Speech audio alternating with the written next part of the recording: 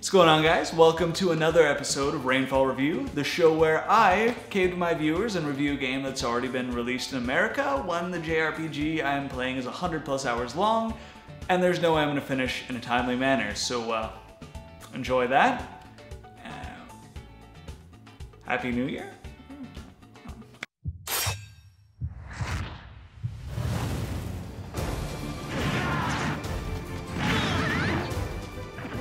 Da乱調スマッシュブラザーズ, or just Super Smash Bros. Here in the States, is a crossover fighting game featuring a robust cast of Nintendo characters and a few guest stars as well.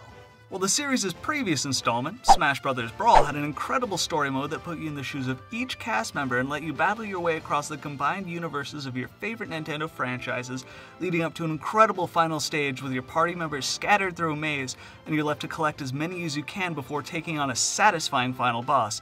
Smash Bros. For the 3DS kinda dropped the ball with the follow-up. And by drop the ball, I mean they didn't even try. Like, at all. There's no story mode here.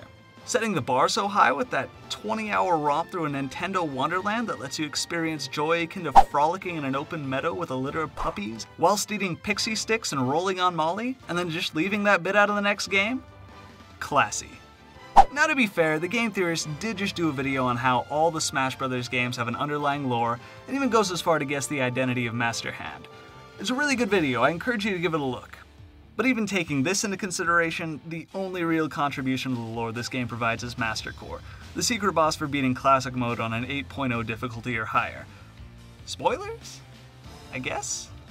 But it's a good thing a lengthy story is not the reason we all bought this thing, right? No, the reason we bought this game was to bear witness to the villager and his cold, remorseless thirst for murder. He's just standing there, menacingly! The core gameplay of Smash Bros. For 3DS goes largely unchanged from the previous installments, which I am totally fine with. On the one hand, changing things up gave us the awesomeness that's wave dashing and the Smash Ball. But do you remember tripping?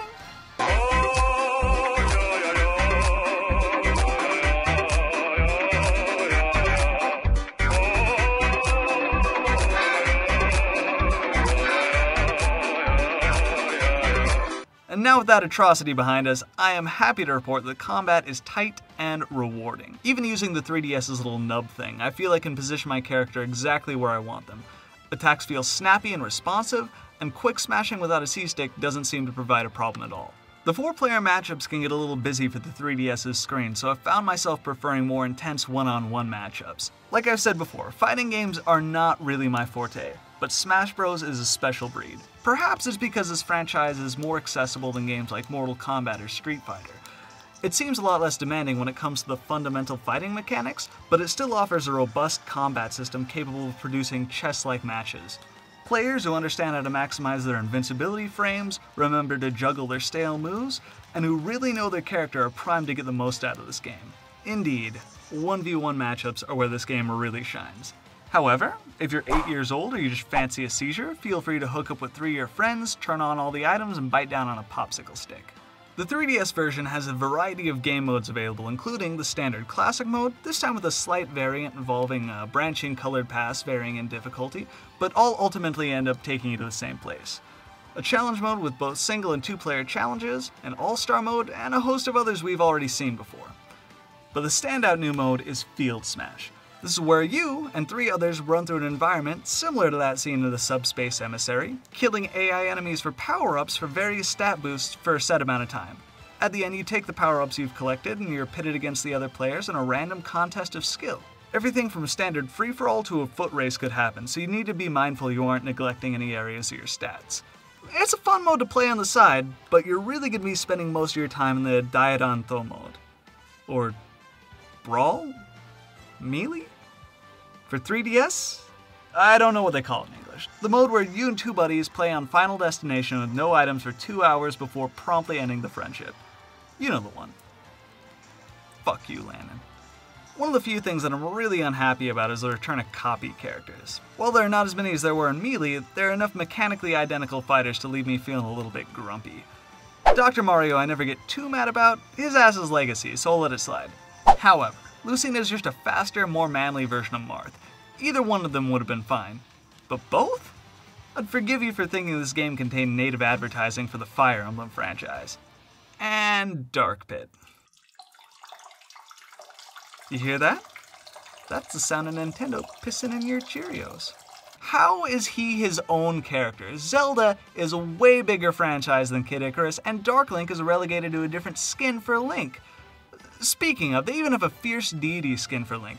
Fierce Deity would have been an awesome addition to the roster. He wields a different weapon, and he would have had different movesets and might have had a completely separate feel from Link altogether. Fans everywhere would have wept and rejoiced. But no. Instead, we get the version of Pit who cut himself for attention in high school. They even have them all grouped in a row near the bottom together. Almost like they knew exactly what they were doing. I'm just gonna go ahead and label this section of the character select screen Kinkos. I kind of feel bad for not explaining the mechanics in depth like I normally do, but this is the 4th game in the franchise, and judging by the sales numbers, I'd say there's a strong likelihood you've already sunk 40+ hours Ed Nortoning Ike into the curved Prism Tower, so let's just move on.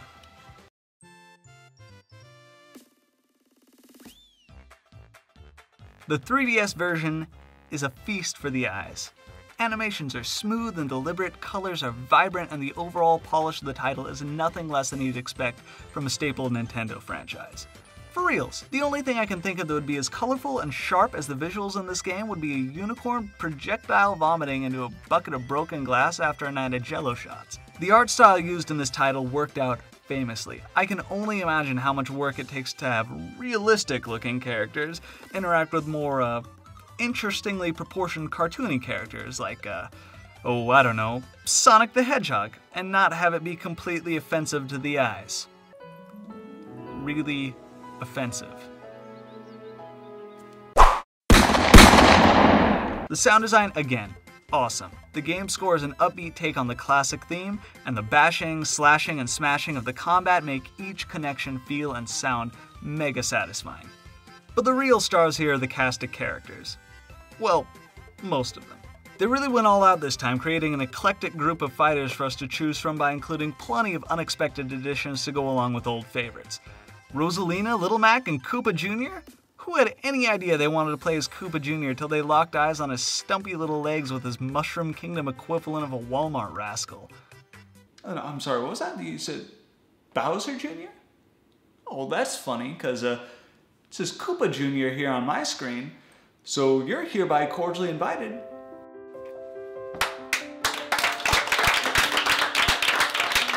To shut the fuck up.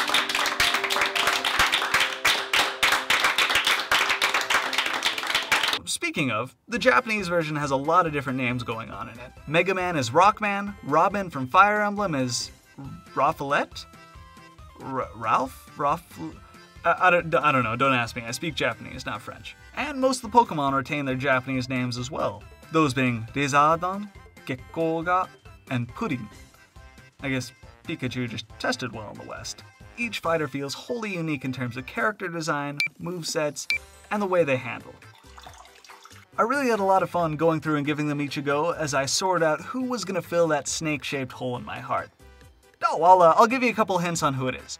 They are a top-tier, female character, not from the Mario universe, whose hair color denotes a strong propensity for incestuous desires, and whose primary weapon is a pair of long, luxurious legs fitted with a pair of rocket-powered stomping boots. Zero Suit Samus, you are a champion for all time. Oh, Lannister Blonde. Tearless aside, most all the fighters are a lot of fun to play, regardless of their potential utility in a competitive environment. Quirky fighters like Game & Watch with that stupid fucking turtle keep you on your toes. Koopa Jr. has a bevy of impractical means of wrecking your day, and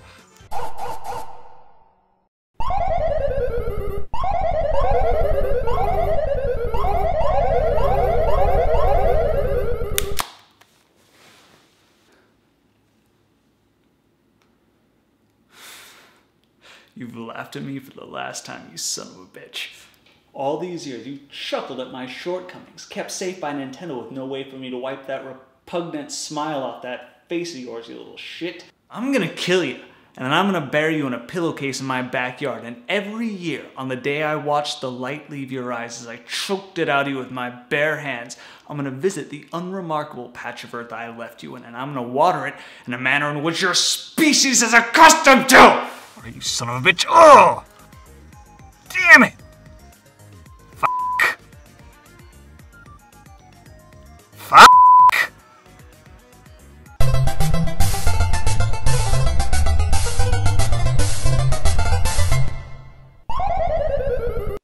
Akemi.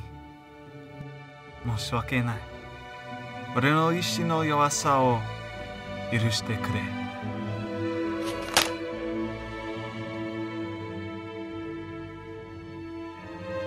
And the Japanese. So, thing about the Japanese, everything obviously is in Japanese. But how often do you really read when you're navigating the menus in English? Like, think about it. That is about as often as you're gonna read navigating the menus in Japanese.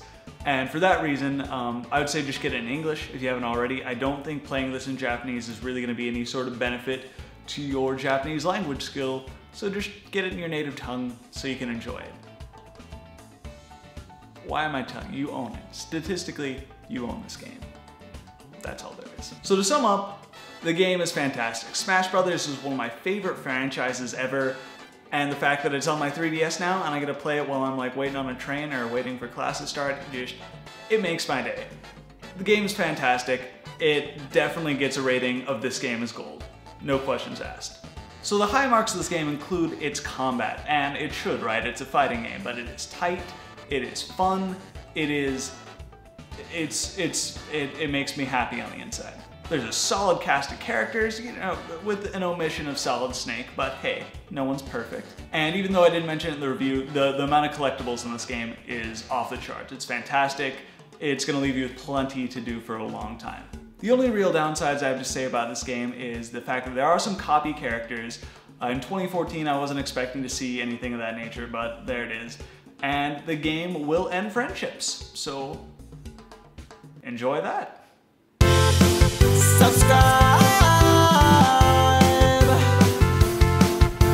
Alright guys, thanks for watching. I hope you enjoyed my review of Super Smash Bros., the Japanese version. If you enjoyed the video, feel free to hit the like button, subscribe, all that great stuff. All your shares have been super appreciated. I'm seeing just a ton of growth. You guys are fantastic, so thanks for that. If you haven't already, feel free to check out some of my other reviews. I got J-Star's Victory Versus here, which is soon getting a US release, so you might wanna check that out. Feel free to follow me on my social media. Sometimes I send out like game invites for Destiny or Forza Horizon 2, so if you guys play any of those or Halo or whatever, yeah, I'm totally down to play with my subscribers. It's a good time. Other than that, these videos take a long time, so sorry there's a kind of bit of time between them, but I'm gonna go hop to it on my next review right now. And so yeah, in the meantime, I guess we're done here.